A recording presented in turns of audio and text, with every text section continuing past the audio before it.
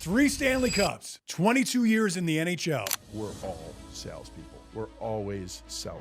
And especially in sports, you got to help sell the brand. Now he's changing the life of collegiate athletes. So the financial literacy we're talking about is a big thing. I will tell you that mental health cannot go unannounced, underserved, unnoticed. Last year alone, I think there were 7 Division I student athletes who committed suicide. And why, right? And a lot of it came down to... And he's protecting the assets of universities throughout the country. The stats in terms of retired players and how soon they're bankrupt, Crazy. huge. Crazy. Pete Hassan, founder of Nyland.org. We want to be the first platform, education platform, to gamify and reward the student athletes. Right now. Run with, separate from the goal. Be the chief of growth. 88,000 deep. Took the old, return the owner. That's the only truth.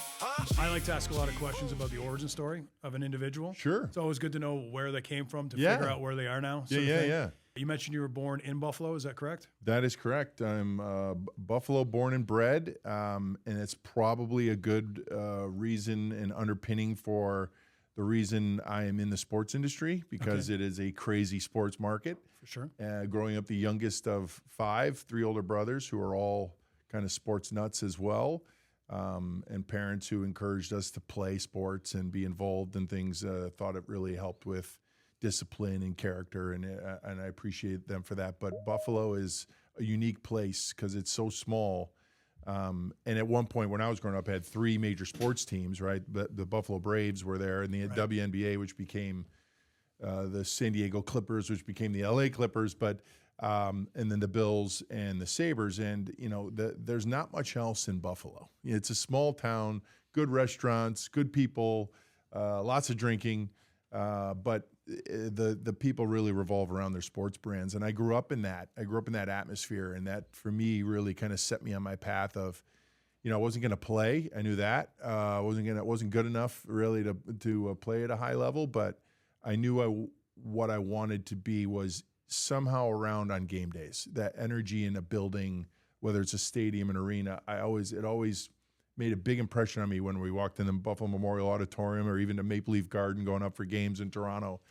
There's something about that, and it always stuck with me. And then, you know, just my friends and people I grew up with really kind of all with like minds in that, you know, sports meant a lot to us. Wins and losses meant a lot to us. And that kind of upbringing sets you on a path fairly early. And I thought about law. I thought about becoming a lawyer or a sports agent or something like that. Yeah, that crossed my mind, and then got into broadcasting. That was kind of what I started in. And Did you go to school for that? I did, yeah. Okay. Undergraduate school, State University of New York, College of Buffalo, and then went to Central Michigan, and really concentrated on broadcasting. But as graduate school was more sports management, and I think after undergrad and getting paid like $16,000 a year to do a radio show in the morning, sales, halftime shows, pregame shows, and you're looking at your paycheck going, what am I doing? You know, like, so in Grand Rapids, Michigan, which is a wonderful market, but wonderful place. Yeah. But it was a shift in me that I was like, look, I love the broadcasting. I have fun doing it, but I think I want to be around the teams and not just cover it, but be a part again of the wins and losses. When did you land your first big gig? So I had an internship, really was, and I tell students this all the time, Jay, like that is your start. Like if you can connect early and get an internship, no matter if you really know what you're doing or what you want to do yet or not. And I had the ability, they were starting a regional sports network, which back in the early 90s was becoming late 80s, early 90s was becoming a brand new medium, you know, with the start, with the success of ESPN. All these regional sports networks started popping up, and I got lucky enough to get an internship with a place called Empire Sports Network, which was out of Western New York. It was owned by John Regas in Adelphia Cable fame. You can earmark that one because he was later arrested, but that's a whole nother story. Okay. But so Empire Sports Network gave me the ability to kind of do the broadcasting side, plus learn a little bit of the management side. And interning as kind of dual intern in like marketing, producer, working on TV shows across the Buffalo Sabres, college sports, Buffalo Bills shows. I mean, When you say you're working on them, what was your capacity as an intern? yeah, so really like a production assistant, but then also doing research for the network. Whether it was affiliate markets, expansion, strategies, promotions, marketing, all that kind of stuff. So dual role a little bit. It was a small group, so I got to learn a lot of the business, and that was wonderful. I did decide to leave and go back to graduate school. When I finished up graduate school, got the job in Grand Rapids on radio, as I was mentioning, at some point I got a note back from somebody there saying, "Hey, look, we're expanding, we're doing more programming, and wondering if you'd like to come back to Buffalo." And I did, and really that's my start. The Empire was the start. Now John Regas ended up buying the Buffalo Sabres. Mm-hmm. He had the regional sports network. He had I think at that time, the third largest cable company in America. And had a whole plan to redevelop downtown Buffalo, and it was a golden era for cable and regional sports networks. And John bought the Sabres, and about a year later, I moved over there. There was an opportunity to move in on the community relations and PR and marketing side of a team, which really I was looking to do, and that's how I took the jump. So what does that look like? What is it that you do on a daily basis in those roles? Yeah, people think, game days and you come in for the games and you work. I mean, it is, I learned very early on that it is a grind. In the building 9 o'clock in the morning, whether it's game day or not. Game days, you're usually there till 10, 11 o'clock at night. So long days. But my roles really were, and it started early with figuring out kind of player relations, how the players could help represent the brand and the team in the market, whether that was through community efforts, through sponsorship deals, working with our PR department on media releases, doing community activations, looking at our charitable aspects of the company. So learning a lot across the public relations, community relations, branding, and marketing aspects. Is there a goal? Like, is the individual goal in that particular case is to put butts in the seats? Is that always at a basic level? Yeah, especially in hockey, Jay. Different animal from most sports. It still is to this day. It's changed a bit with the latest deals with like TNT and ESPN again, but at the core of the NHL, and for most sports, it's ticket sales and sponsorship sales. The TV revenue, the NFL, the NBA, MLB, a little different beast. They get a huge amount. The NFL barely has to sell you a ticket, and they make money, right? So hockey, not so much. And so everything you're doing is geared towards selling tickets or sponsorships. What do those partnerships look like? How are we going the extra mile? How are we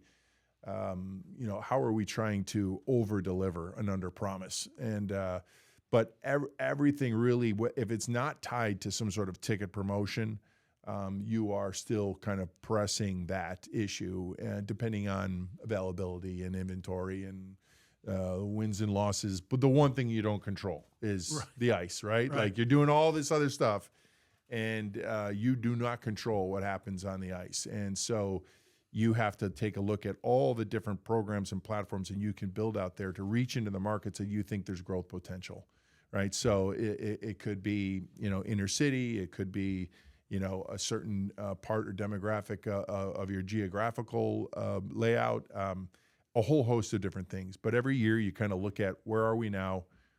What do we need to do in the next fiscal year to move the needle forward on a whole host of kind of measurements, right? Ticket sales, sponsorship sales, viewership.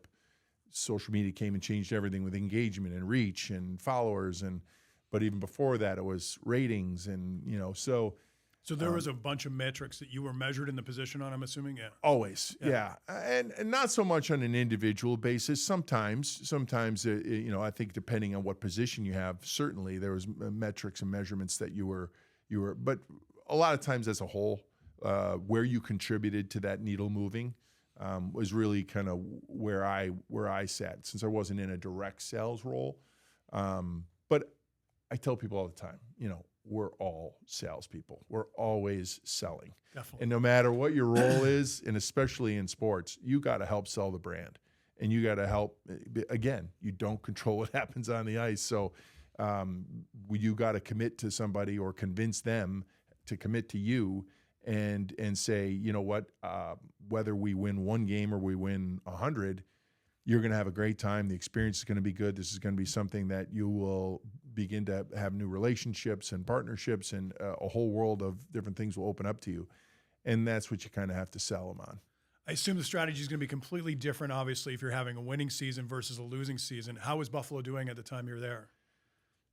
They were on in the beginning, not so great, and then towards the end of my run there, they were really on the rebounds, playoffs, and got really exciting. It was a little bit of a stretch of some bad hockey, and then towards the tail end, 2003, 99, they made the Stanley Cup Finals against the Toronto Maple Leafs. They beat in the conference finals, lost to Dallas that year in '99.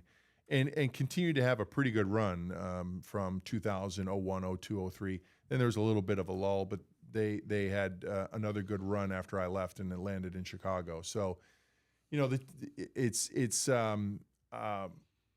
I always think it's a lot easier, it'll become, once we get to the Chicago chapter, it'll become a little bit clearer. But I think it's a lot easier for people like me to do what we do when you're not doing so great. Okay. To me, that's when you can really build the pillars and the platforms that will sustain you through good times. And then inevitably everything has its rise and its fall, right? So the wave will come and you'll be at the top, and then you're going to be down again. Every franchise goes through it. Most businesses go through it. You have your ups and downs. And I like being on the down slope, because you learn a lot more about the people around you.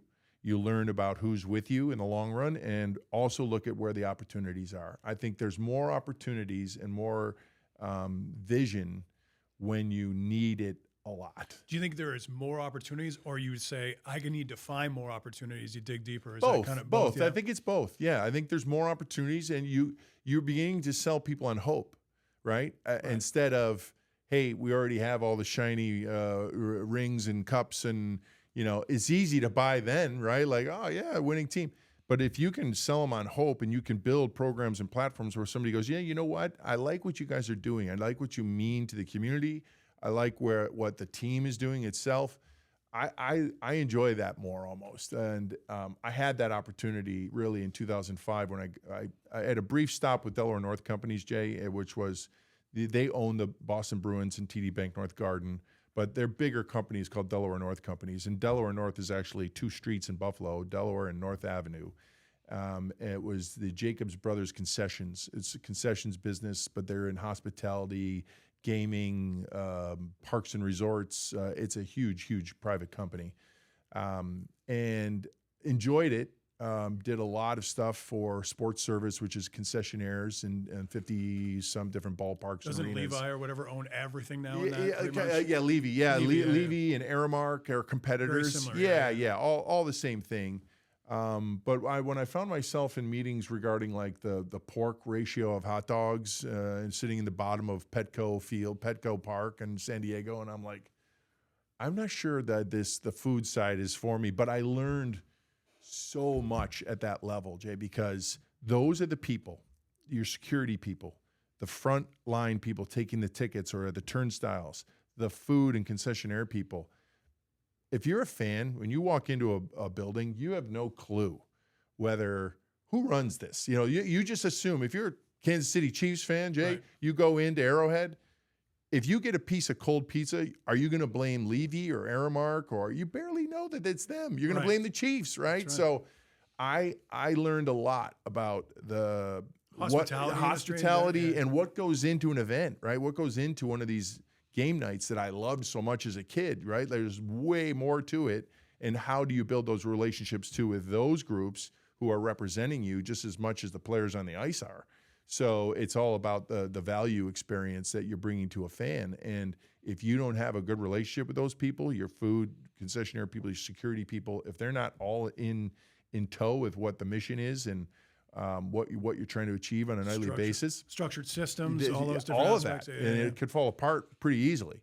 And I see franchises out there today that don't do it well and some that do it amazingly well. So, and I'm not naming names, but But yeah, so that time was very valuable, but I knew I wanted to get back on the team side of things, and I had a chance to jump to Chicago in 2005, and I took that opportunity. So you broke everybody's heart. You're a Buffalo boy. You leave you have the dream job. You're working with the Buffalo Sabres, Yeah. and you decide to forsake them. That brings us to Chicago. I'm Yeah. just joking, but yeah, go ahead. Yeah, I did. It was a lot of broken hearts in my family that I decided to don another sweater, but it was better than the Bruins. I'll tell you that. At least it was the Western Conference. Yeah. If I would have settled in Boston for a while, that might have broken their spirit altogether. But yeah, I think the more the excitement of an Original Six in the third largest market in the country softened the blow for them, and it was something I was very, very excited about.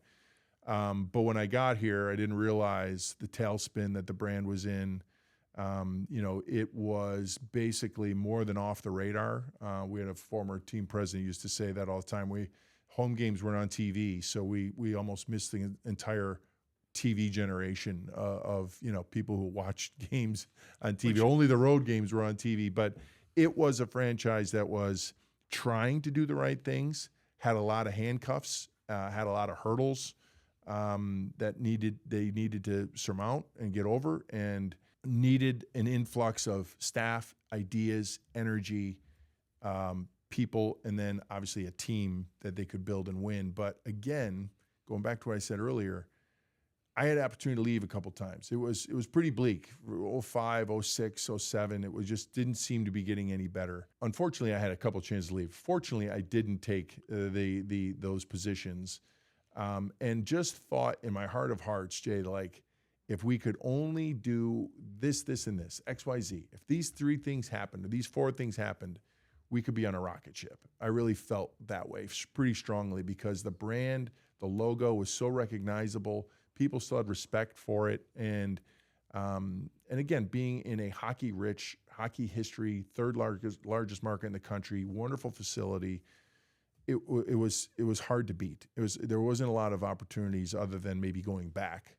Or going somewhere else. So, I think that opportunity coming and seeing the potential really shaped me for what I'm doing now too. But it was an opportunity to put a flag in the ground and say, all right, I'm going to build a career. I'm not going to hop. I don't want to be one of those people that's just going to hop around because the challenges are too great, and I'm just going to go somewhere else and find an easier path. I didn't want to do it. And I saw the road was going to be tough.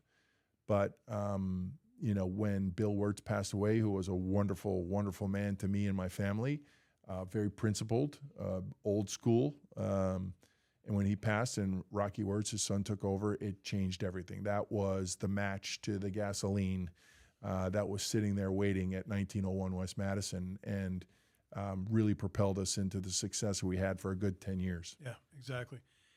In terms of some of the positions you held during that period of time, did that change over the time, or did you kind of come in the same position and in itself was all encompassing? Yeah, it changed slightly.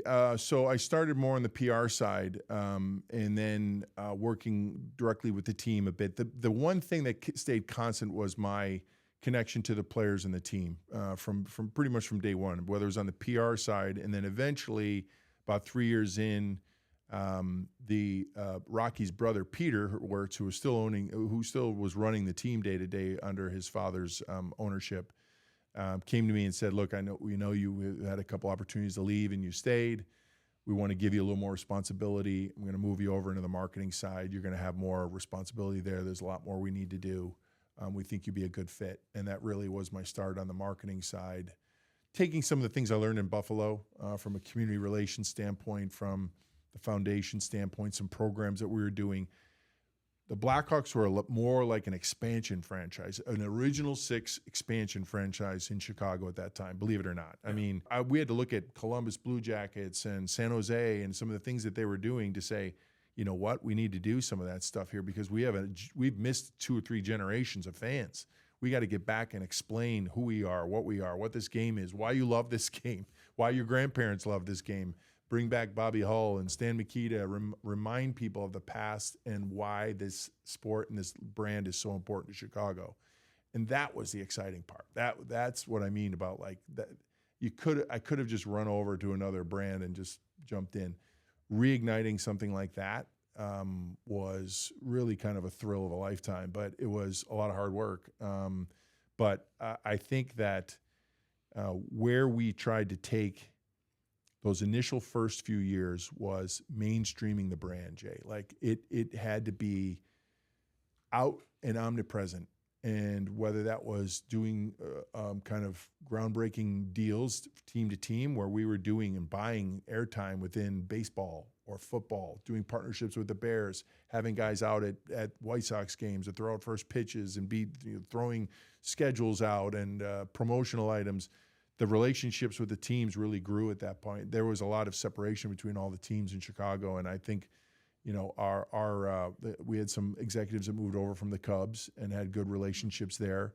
Rocky Wirtz hired them away from the Cubs when he came on board, and that really helped, I think, kind of create this little bit of a coalition between all the teams, and we took advantage of that. And I think part of that, cultural institutions in Chicago, radio at that time, we started to do programs where like kind of honoring these great radio morning show hosts and bringing those people out, attaching our brand to those things that already had a really big following, whether it was, again, cultural like Field Museum or the Lincoln Park Zoo, doing events and things like that, that our logo got out there.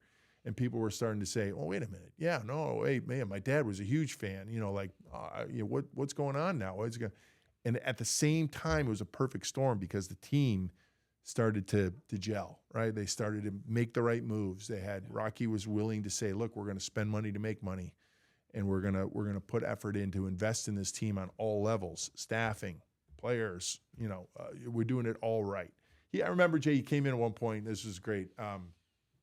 One of the first meetings he sat down, he said, we had maybe 20 people in a room at the United Center, and he looked at everybody and said, why can't we be the New York Yankees of hockey? Why can't we be the Dallas Cowboys of hockey? Why can't we be at a top echelon? He said, I know we can. We have the best logo in sports. We have one of the best buildings in the league, in two leagues, the NBA and the NHL. We have a lot that we can build on. And he said, I'm going to give you the resources to do it. And if anybody tells you something along the way that you don't think is right and that you think is a blocker that is going to stop you from doing what I want you to do, you're coming directly to me. And I'm going to remove that block. How are you not inspired out of that meeting? I mean, people ask me all the time, like, how do we do some of the things that we did with the Blackhawks? We had player conventions in the summer, Jay, where guys would come back in the summertime. It's unheard of in the NHL. Guys leave, they go to Europe, they go, Canada, they go up to their cabins. That's right. And we got guys to come back. And coming back to Chicago in the summertime and having some fun with your buddies is, that's an easy sell. And they got and we couldn't pay him because it's outside the salary cap. You can't pay him for that kind of stuff. But I tell people all the time, it's leadership. When Rocky Wirtz went into the room in the beginning of the year, or he sent a message saying, look, I'm going to give you everything you need to win. I'm going to give you the best food when you need the food to eat for your bodies. I'm going to give you the best coaches. I'm going to make sure you have the best equipment. You got the best sheets on the road and whatever hotel whatever 5-star hotel you're going to stay at, that we're going to get you our own plane or whatever it might be. All I want in return is you're going to help our business. When we come down, and really a lot of times it was me and some of our other staff members, when representatives of our business side come down and ask for something, you're going to help us, and you're going to help us move that needle to making sure fans realize you guys are a part of the brand more than anything. That's incredible. Yeah, and I tell people that all the time. It starts at the top. If everybody underneath knows at the top this mission and what we're all the values, systems, and everything that we believe in, all of our goals, all of our objectives are bought in and really led from the top, the trickle down's easy.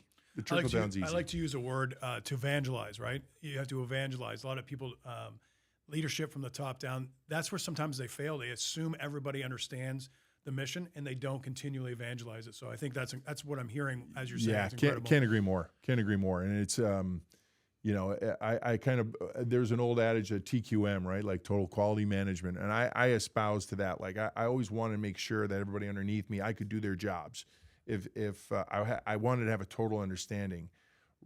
Ownership maybe doesn't have that, but at least when you know that they have a pretty firm understanding of the profit and loss, where the strengths are, where the weaknesses are, what are our core objectives, and knows pretty clearly how to get there, and which levers to pull. Right. And if he sees something that's not going the way, what is the right touch and how to get done what you need to get done. And he was a master at that, a master at all levels. Blackhawks, the beverage side, the real estate business, he was a master at pushing the right buttons at the right time, and then being hands off for the majority of the rest of the time, but coming in where you needed to come in. So it set the stage for us, Jay, for a really great run. And again, like I said before, that down period was great. We started to build systems and platforms in place. And what I mean by that, and I'll give you hard examples, we had to build out staff around fan development. And fan development is kind of a vague term, but creating those programs like floor hockey in public schools, right, and working with youth hockey in the area to make sure that we had a presence in all the rinks. I looked at all those rinks as business incubators for us. You have parents sitting there on phones now in 2010, 11, 12, 13, but these were people who were bought into the game pretty expensively with their kids, right? Committing time, love the game, know the game, and we're not going to market directly to them. Like we should be in all these things. Every one of those rinks should be a business incubator for us. Selling tickets, selling brand, selling whatever you can. So that's what I mean. And then when you start to win, you have these mechanisms in place now, right? Instead of having to chase it and say, oh, now we've won, we have money, we have people, our attention, they're already built. And now you can fine tune them. Yeah, now you can fine tune them. And that's kind of where we went from 2010 to 16, 17. Yeah. Any major marketing ideas that you brought forth that you're super proud of that were, Well, there's a couple that I'm really proud of. So we talked about once before, I think, on a previous show, One Goal, which so John McDonough was our former team president. He liked that idea of One Goal. And I did some research on it. It was a slogan by the Indiana Pacers, and they owned it. They sold it to us for $1. I knew at that time that we had never had big agency help. And where we were in 2008, 2009, I had convinced our team president and our owner, like, we needed to go a bit bigger, play with the big kids in the Chicago marketing world. This is a big home for big agent, Ogilvy and Mather, and you name it.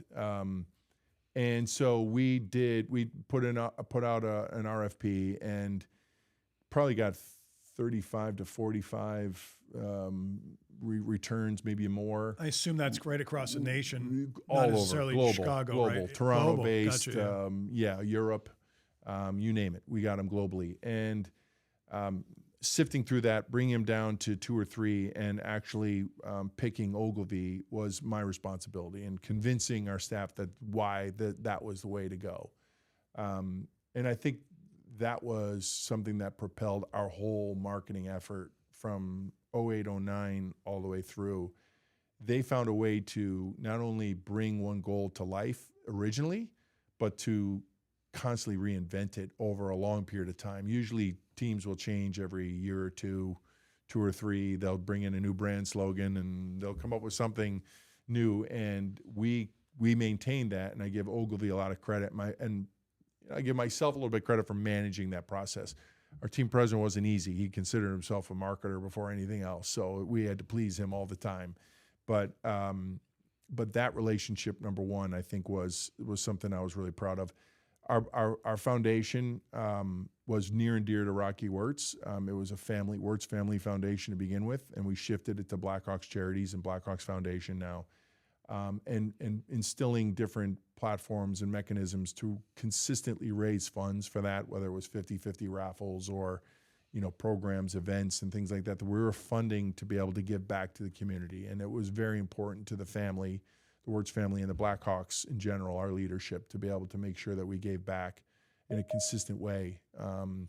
And I take a lot of pride in that. I will say the marketing side of it, more so from a brand perspective, the players were something that I was very adamant about with our team, that we needed to get the helmets off. We needed to get them out in public a lot more. We needed to be able to have access into them whether it was cameras on the road, show us different things that what you do on the plane, what happens, whether it's pranks or what do you do at dinner. It was an insight into all the little things that people always say, man, I wish I could get a peek behind the curtain.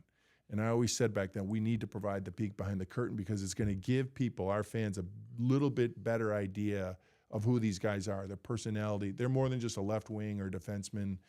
And that brand awareness, not just Blackhawks, but a Brent Seabrook or a Patrick Sharp or a Patrick Kane, I think to this day our fans could tell you that they think they know those guys. Like they think they know them like they're their family member, right? So and we did a lot of that. And it just feels good to be able to say that we put them in positions where people could really kind of see beyond what they do on the ice. And, you know, they put their pants on just like us. They're normal human beings. And I kind of like that, right? Like I kind of like to show the natural human side of these guys because when something does go wrong, maybe there's a little side of you that feels like I'm not gonna pile on this guy forever. I kind of feel like I know him, right? Like if it's a little bit more familiar, then I think you take it a little bit more easier on him. So, but beyond that, it was a business decision too. Helped with brand deals. You know, we were one of the first teams to start to integrate the players right into brand deals, and for the salary cap, we can't pay them through brand deals. So the brand had to pay them directly. So we would do a deal, and it was X amount, $350. The team would get $325 or $300 of that, and then $50,000 would be from the company, say from your company directly to Patrick Sharp. And then Patrick Sharp we'd create a deal saying, okay, you're going to do 2 commercials. You're going to go to the office and shake hands. You're going to go to the big, sales seminar or something like that, or whatever they're going to come to a game and you're going to entertain them down in the locker room, whatever it might be. Deal point, cover page, boom. Here's what the team's getting. Here's what the player's getting. And we do that. So a lot of that was my responsibility with our sponsorship group. I've gone to a couple of charities, related, paid the tickets. Like there was one specifically for Ronald McDonald's house I remember doing. Yeah. Are you getting involved as a team of those, or are they doing on the individual, or is that could be both? It could be both, but more so than not, the team is involved in a pretty deep way. Rarely do we just kind of farm it out or let them use it because it's a slippery slope, and it can kind of be abused and misused if they're not writing the same right message or sending the same message. And you want it's not like you're giving to a charity to get something back. That's not what it is. But there are still business principles to what you're doing, right? So, you're trying to still figure out, all right, this makes sense and is a smart strategic thing to do across what points.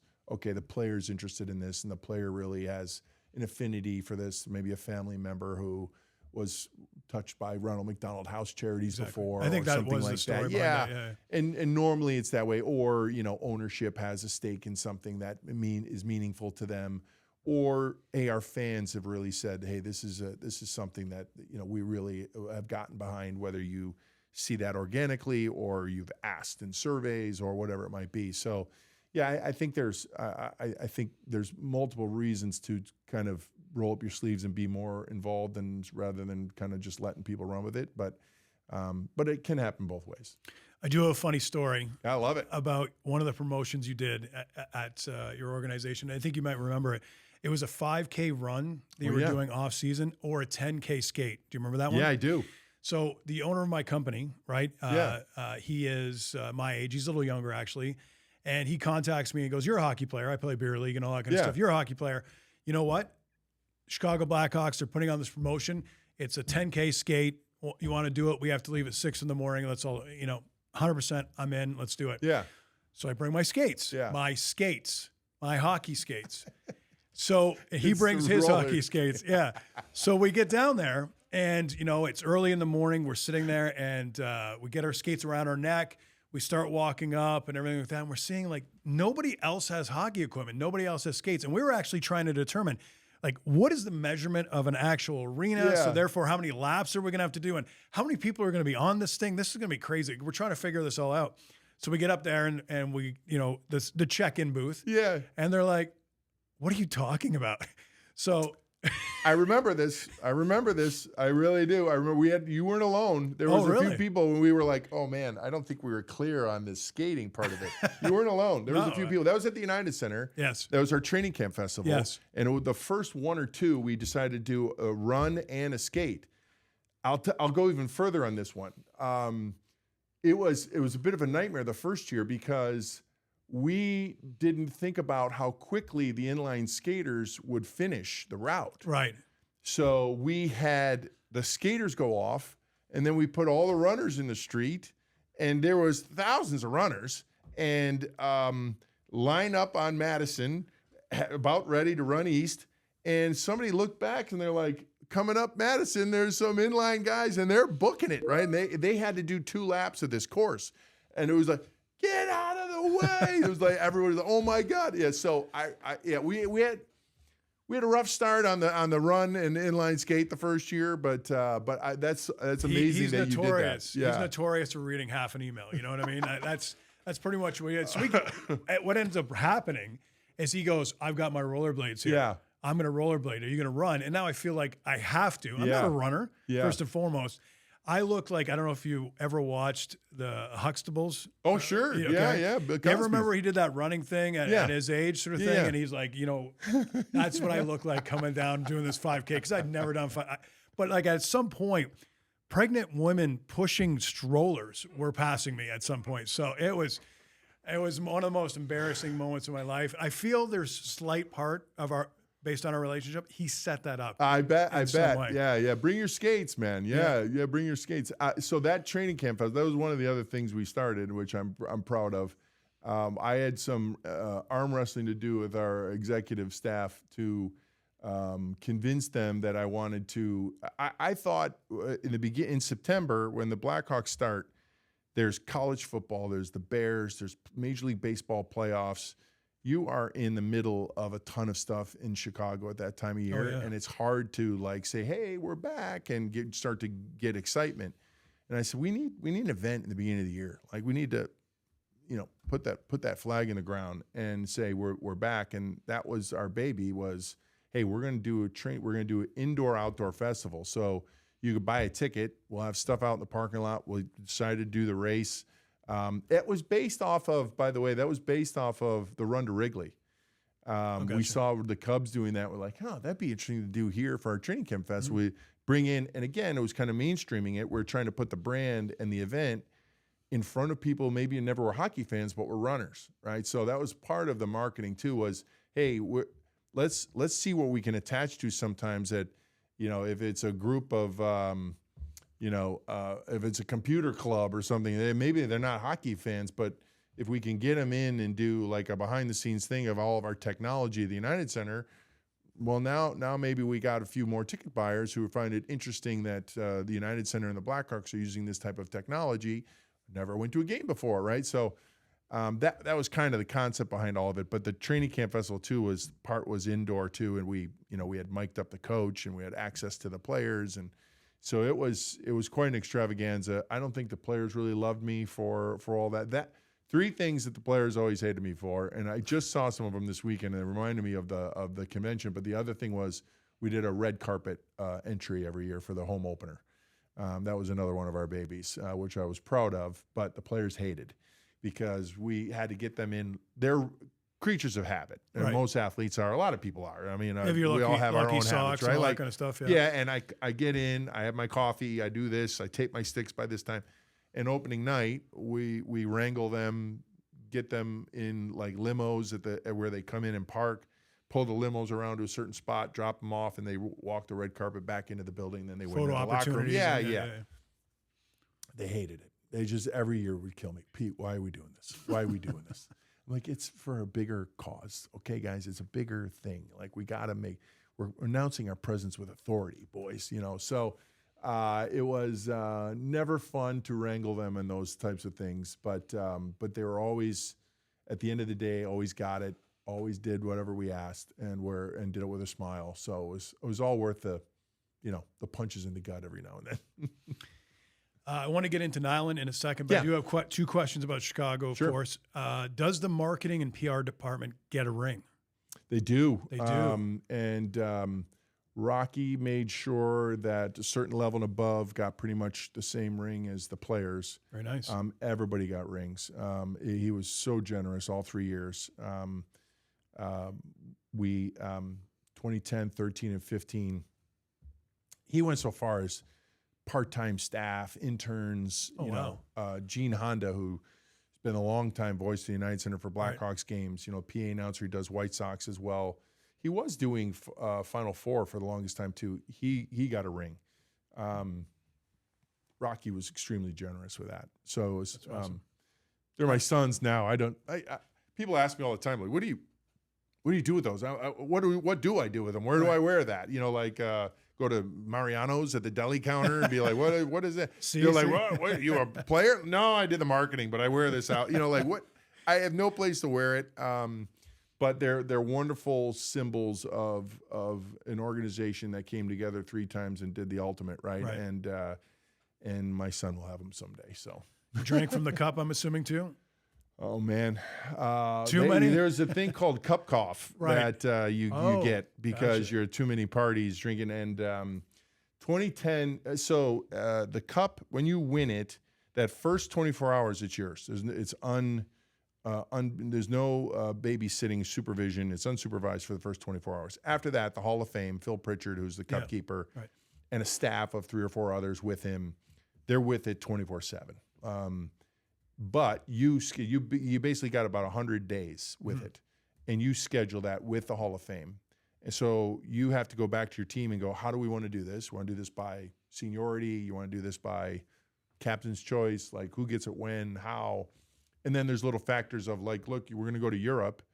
We can't do Sweden, then fly back and do Prague, so you have to take a chunk out for Europe. You have to take a chunk out for like leadership and ownership and tours around Chicago, fan stuff. And it is the most stressful 100 days of your life because every morning you wake up and you're praying to God. There's no delay because in some small town in Alberta, there's thousands of people waiting for this thing to come. And it's really on like the player and the family are calling you, hey, when is Phil getting here? Okay, 9 o'clock, and he's going to be at the airport.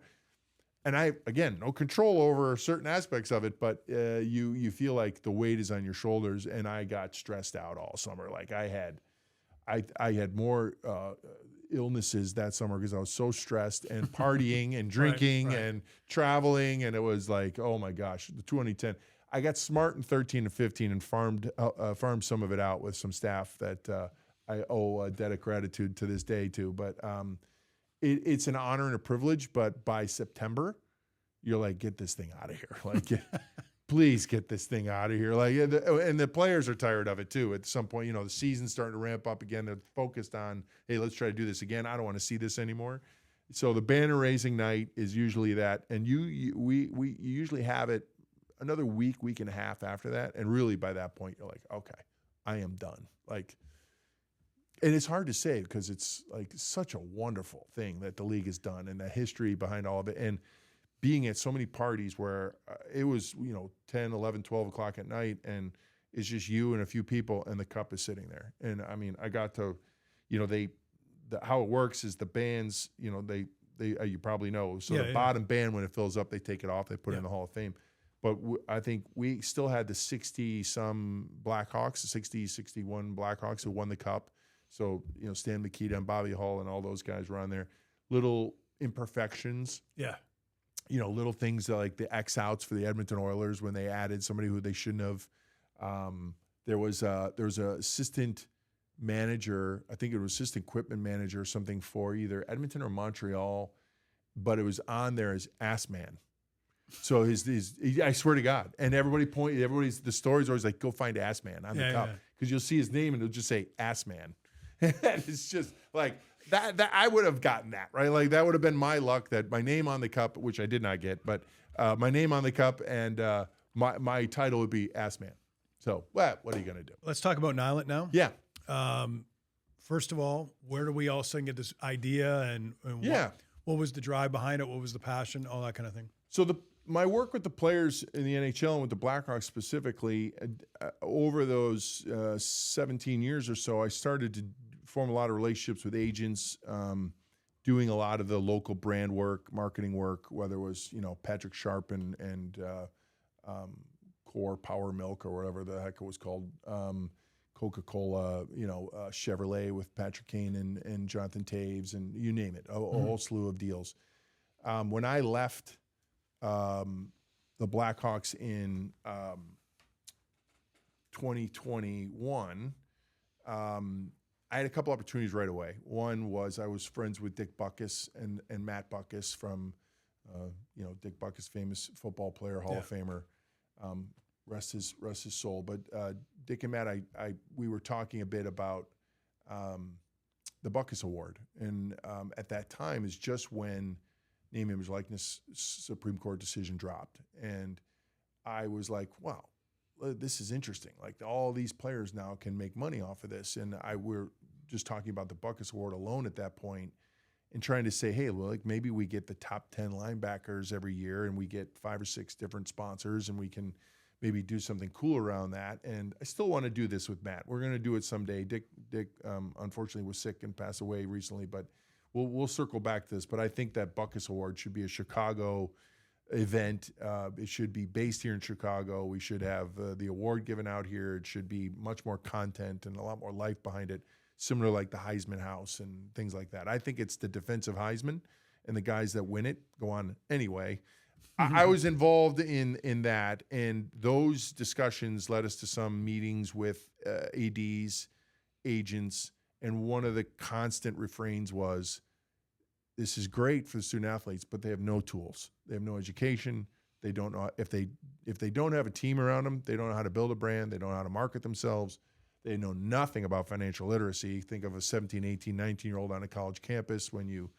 I know what I did when you saw the 10 on the quad that said, get a credit card and get a free shirt. Right. I signed up for it. I got the free shirt. I got the 6% for 3 months, and then it went to 20-some% interest, right? And then I got the call from the parents going, did you realize what you just did? No, I did. I have no idea. So the financial literacy aspect of it, the building of the brand part of it, through the Butkus thing, I met my co-founder, Steve Simmons, through that. Steve was a Wall Street guy, was attached to some private equity. We were looking at trying to fundraise for the Butkus thing, and then we kind of came together and said, you don't have to beat this over our head too many times or keep hearing this before we knew we had a nugget of an idea here. And we said, well, who's doing what with this? And what we saw was most states have a requirement of 4 hours of additional education around mainly financial literacy, but name, image, likeness type things like brand building or marketing or things like that, before a student athlete can sign a nil deal. Now, there's no teeth to that. There's no state agency in Illinois going, Jay, you didn't take your 4 hours, you can't sign the deal. And it could be online, I'm assuming, too. Somebody could take it for you. Yeah. So what schools were doing were just checking the box. They would bring Jay in to talk for 2 hours on taxes, and then they bring another guy in, 2 hours, talk about, hey, how do I take advantage of my brand? And it would be, on a Wednesday night from, 6 to 8, a Saturday from 12 to 2. And the student athletes, they don't want to sit in the classroom.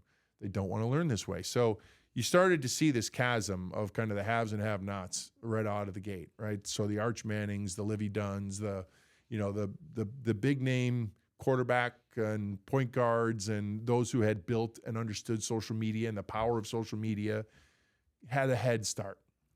Now we kept saying, all right, well, this should be democratized in a bit, and not just Division I. It should be across all of the NCAA, and student athletes should have a way to educate themselves on this, but we want to do it with a spin. Steve and I decided we want to be the first education platform, to gamify and reward the student athletes. And we figured that because most of the student athletes grew up playing these video games that they basically would get, tokens or whatever that would get them to some other level or give them a prize or whatever it might be. So we're like, okay, that's the direction we're going to go. We decided to create something that was meeting the students where they were at as well. So I checked that box. Make it either app-driven or laptop. You could take it, be on the bus to the next game and knock out a couple modules. You could be in your dorm, whatever you want to do. We wanted a breadth of different levels of education. So financial literacy, great, but you're going to only run out of modules and so many things between taxes and LLCs and, fund, investments and that kind of stuff.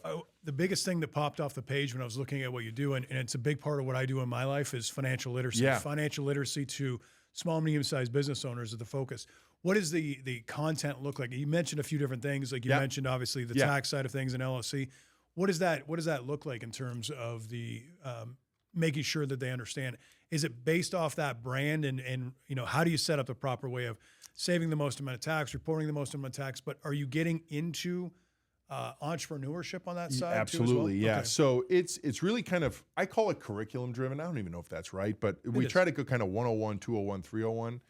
So there's 4 core verticals: financial literacy, mental health and wellness, brand building, marketing, and career transition. Financial literacy, we knew was the big part of it. So the basics: why do I need to pay taxes? How do I pay taxes? Kind of taxes 101. What's the next thing from there? Creating kind of tax shelters, an LLC. How do I create my own company? So you can figure taxes 101, 201, 301. Investing 101. Okay, well, I can open up a mobile app and I can invest, or I can go to I can do a mutual fund. I can do so. Investing 101, 201. Gotcha. We actually get into a little bit too of angel funding, and some of these student athletes who are making a big boat of money but maybe not going pro might want to start to look at, how do I get in at the ground floor of a company? How do I get shares and become, get in and invest in their future, right? Sure. So that's kind of how it flows, Jay. So we look at all those things, but they're in a masterclass meets TikTok kind of a format. So 4 to 6 minutes, nothing longer than that. Right. Infographic heavy. It's AI based as well. So Jay takes one of those courses. It's going to come back with 3 recommended after that. Similar to Netflix or anything else that you do. Now they recommend everything for you, right? Like, oh, you watch this, you must like this, So attention economics is what we got to call it. Attention economics. That's 100% it. The next phase of that AI for us will be, and eventually what we want of this is basically like a credit score, but we call it a nil readiness score. Part of the issue out there and how student athletes can really take advantage of nil, outside of being paid by the school for their talents, mostly football, basketball. A lot of student athletes are being paid directly by the school now, but there's the bigger opportunity to me is nil. And so what the big hurdle is getting into a marketplace and having a brand notice you, and then the brand being able to do a deal with you where they feel like, okay, this 18-year-old has a good head on their shoulders, and they're going to be able to hit all the deal points. Similar to what I said about what we did with the players, right? Like the Patrick Sharp thing. There's a deal on the table. All right, student athlete X, you're doing a deal with Dick's Sporting Goods. We need 5 pieces of content every month. We need, 6 posts on this. We need you to show up at Dick's Sporting Goods in Algonquin on a Saturday, whatever it might be. But who's holding their hand? How, they take a risk. The brand takes a risk.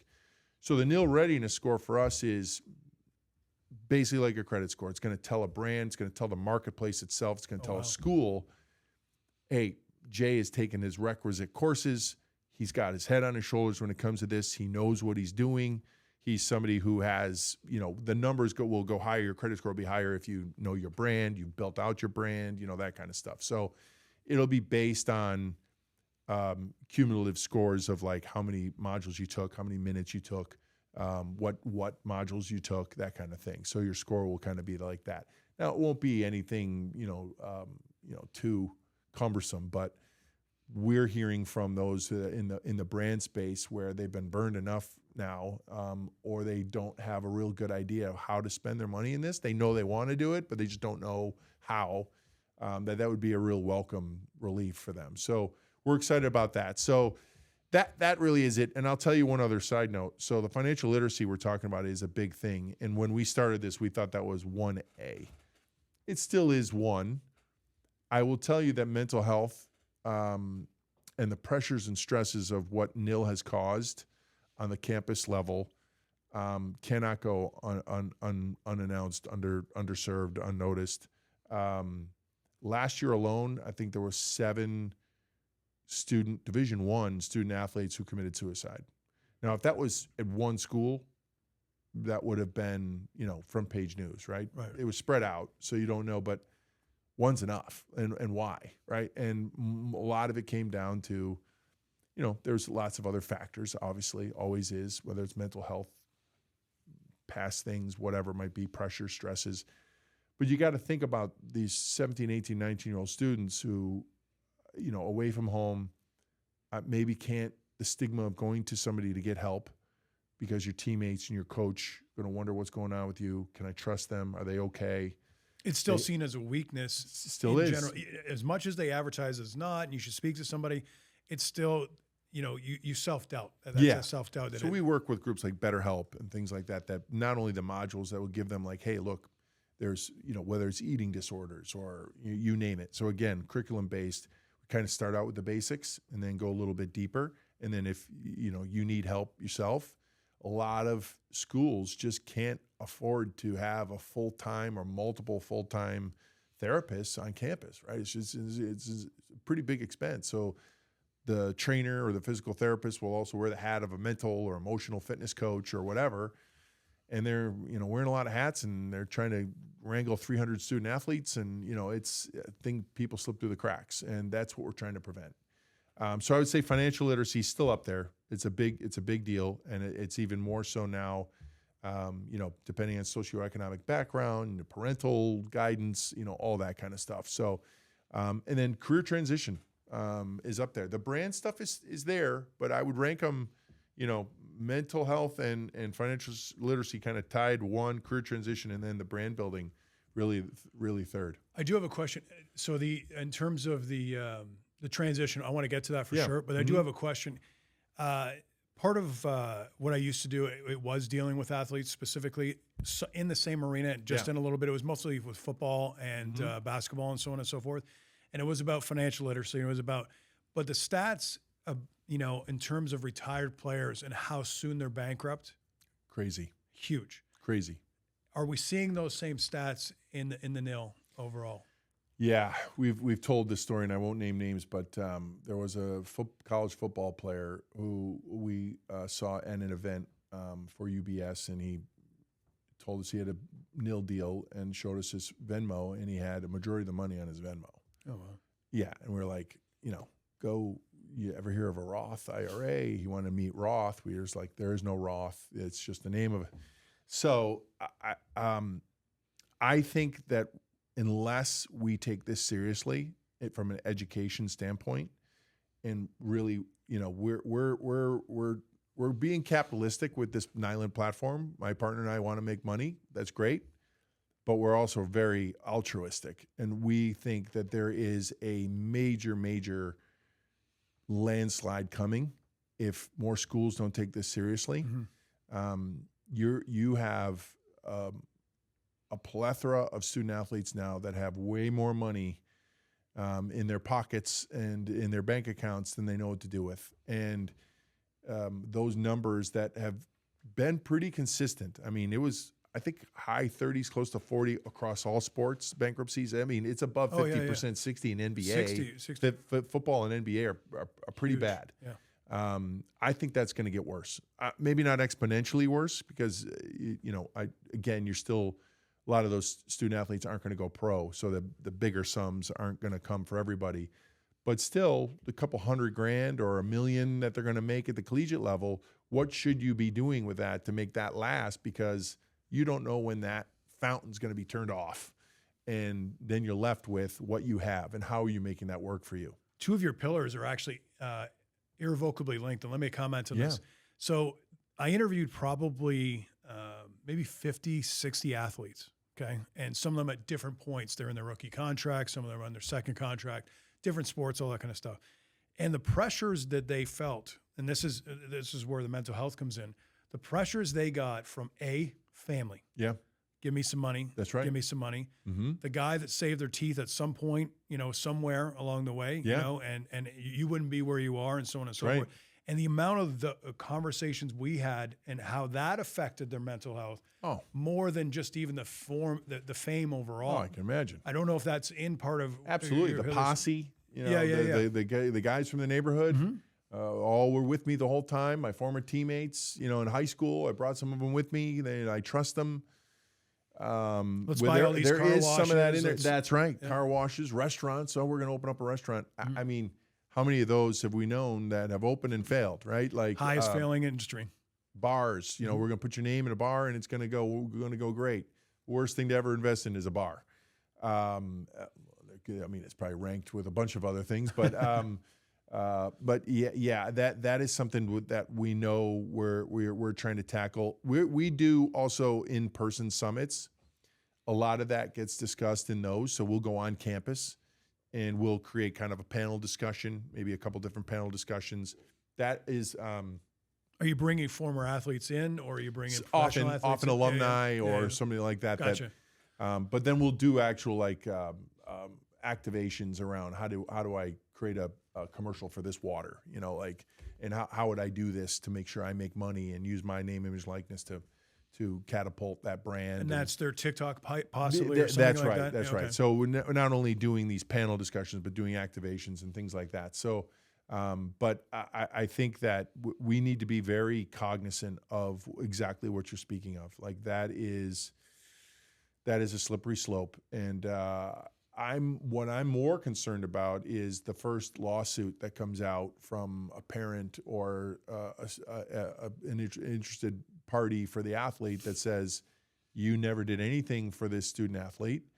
They were in your care. There was a student of your university. They made X amount of money, and you didn't do anything to help them save their money or prepare them and give them any kind of tools.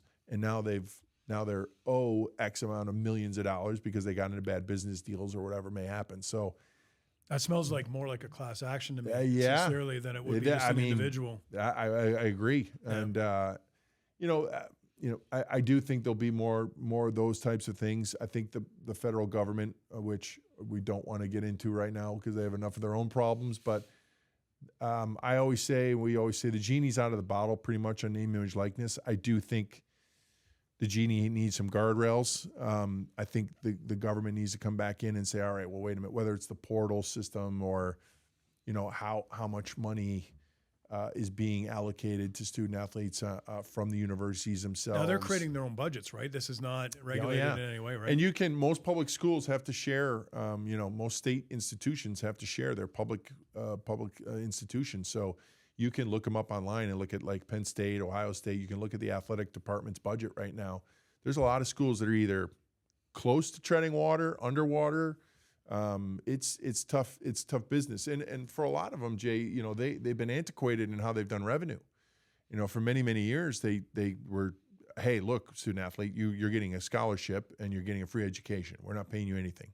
Okay, great. Well, what does that do? It kind of stagnates everything else because we got ticket sales, we have TV rights, we open up and have food sales, maybe advertising on the Jumbotron. But other than that, they weren't really getting innovative with revenue streams and how to really capitalize on all the assets that they own.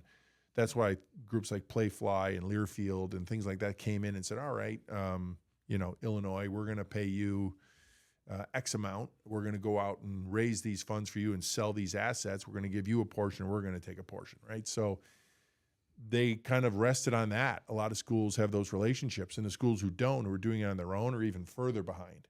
And now you'll see private equity is already sniffing around because they know, hey, look, there are untapped resources here. There's untapped revenue that we know that you guys aren't using and leveraging. I think private equity did deal with Utah. I think they're in, I forget which conference, Big Ten, I think, Big 12 maybe. Yeah, I should know this and I'm blanking on it, but you're going to see more of that because it's just been antiquated. There's lots of schools, big time schools and Power 5 conferences that, the ticket pricing is out of whack. I mean, even for student athletes these days, it was like $10 student athlete tickets, which is great, but a little out of whack with everything else in pricing. Especially, you're a longtime alumni, you get tickets for $5 or $10 or whatever. You wouldn't. I can't tell you the number of schools that are way out of whack with what they're doing in the revenue model, and that's all got to change. Let's talk about the transition side. Sure. Obviously, I work with small, medium-sized companies. you're putting these people in transition into small, medium-sized companies. Is that a big focus for you guys at this point, or what? Yeah, for Nyland, again, less than 1% of these guys and ladies are going to go pro, and I just remember from my days at Central and at school, I don't think the Career Resources Center is maybe they've changed. We're not hearing that there's much different than there used to be as far as job boards, opportunities, preparing you for what's next. We know through our platform, and again, one thing I think I left out on the gamified reward side, we have sponsors on our back end, Jay. So Dick's Sporting Goods could be one of them. J Labs, Battle Bars is a local company that does protein bars and supplements and things like that. You name it, wearables, all that are on our back end. They want to get in front of the 18 to 24-year-old demo. So when a student athlete takes a module, they pass a quiz, there's rewards for them on the back end. They can get somewhere between $1,500 and $2,000 in rewards just for taking the module. So they get rewarded for that. So those sponsors that we're talking to, they know, and some of our partners through this, they know that student athletes are the ones they want to hire, right? They're disciplined, they're structured, goal-oriented. Gotcha. We also then have insight into different industry leads that maybe they won't get from their school, whether that's opportunities within leagues, NHL, MLB, teams. Our resources and our networks can help bring those types of opportunities, internships, other things like that, those types of opportunities. But even before that, it's kind of creating the opportunities. How do I use LinkedIn? How as a student athlete can I use LinkedIn to leverage what I've done in my 4 years here and create an opportunity? And we like to say for Nyland that it's for 40 years, not 4. Yeah, I was wondering. Yeah, so it's very short-minded to look at for a student athlete to look at, and really anybody in a 4-year institution to look at that 4 years as that's my only opportunity. You should be doing the basic building blocks for your next 40 years, right? And what am I doing to prepare myself to launch into that next 40 years? And that's what we look at our platform as. And from a career transition standpoint, it's something near and dear to me is transition. I went through a career transition. I work with plenty of former athletes who've cut into the end of the road and said, oh my God, I don't know what's next. How am I going to cope? It happens at the collegiate level too. They've spent most of their life and doing schooling, but obviously really focused on their sport. They think they're going to make it and they don't, or there is no alternative. If there's no professional rowing league. So where am I going next? If I'm not Olympic athlete, I'm not going to do that. That's even a smaller percentage. Right. So we want to help prepare them for that. What are those tools that you need to kind of figure yourself out, market yourself to the proper places to be able to say, how do I leverage all these things that I've done and the basic building blocks I have now to find a job in my next career. So, actually started a podcast called The Pivot Period that is focused on that as well. So it's really about that transition in life and what are the resources and the things that you need to figure out and who can you learn from to say, you know what, all right, now I got a little bit of basic idea of what I need to do to be challenged and ready for the next steps. I'm assuming you're having former athletes that may have shared some of those ups and downs as it relates to that. Yeah, we are. We've had a few Major League Baseball. We're going to have more across the gambit. My ties obviously to NHL, but there's some NFL guys as well that I know. And everybody, I'm trying not to do too many of the guys that just went into coaching or media. That's an easy kind of route for a lot of guys. I like the stories of the ones who started as entrepreneurs or invested in different companies, learned as they grow. I know Christopher Stieg, former Blackhawk guy, I know we're going to have on the show. He kind of went down the broadcast route, but then started his own youth hockey league, took that, got investment, started his own kind of private equity group almost, and did investments into other companies, and he's really kind of learned and grow from there. This kid from the farmlands of Saskatchewan and Alberta, right. That if you would have told me 15 years ago he'd be doing this stuff, I would have been like, no way. So those types of stories. How did you do this? What did you learn? Was this cutting your own teeth? There was somebody take you under their wing? That type of stuff. So we're excited about it. Your podcast is on YouTube, is that correct? Correct. All right. And again, it's called? The Pivot Period Show. Very nice. And Nylent.org, right? Silent with an N. That's right, Nylent.org. We are Nylent because it's name, image, likeness, enterprise solutions. So once we're in with the actual education platform for schools, conferences, we can then bring resources to those schools, universities through any partnerships we might have, whether it's, again, a private equity group, an investment group that wants to come in and help with a capital project. A group like a partner of ours is called Social Protect. They help student athletes in leagues. Right now they're doing, I think, Premier League. They're talking with the NBA, but they help scrub social media, your social media channel from negative or harsh or inflammatory comments. So folks like that are partners with us. So we will introduce them to the university and say, hey, Social Protect is helping individual athletes across the globe. You should bring them in and look at how they can help protect your student athletes from all kinds of harsh comments that are out there. That's wild. Yeah, so things like that, that's why we're Nylent. It's nil, but it's name, image, likeness, enterprise solution. So my partner Steve and I are very proud of that fact. We're building. The full launch is really right now. We're in the full launch mode.